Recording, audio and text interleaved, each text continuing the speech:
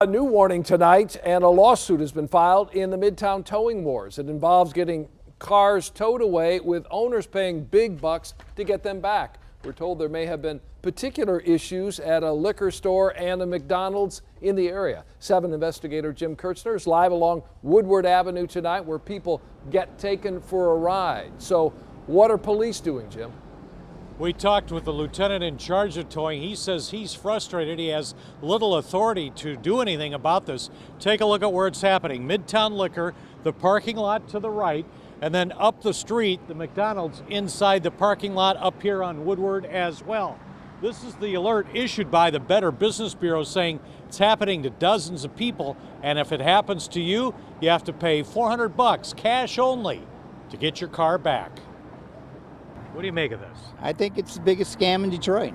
He's not alone. The Better Business Bureau says they've gotten 29 complaints. Take a look. The Bureau's been out here investigating. This victim says nobody can breathe out here. He parked and went inside the McDonald's. I came out of the bathroom. I wanted to get food. There was a long line. I stepped across the street for a minute, came back. The tow truck was already there, dragging my truck up on the back of the bed.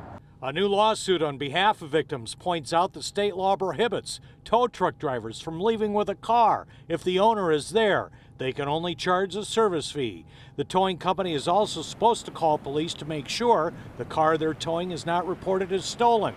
Detroit police say that's not happening here. So why can't victims call the cops and make this stop? We've received a number of complaints that have ranged from breakthrough having a relationship with the business owner and actually feeding the business owner money in exchange for tows. But get this, Detroit police say the state law or a local Detroit ordinance does not give them authority to bust them.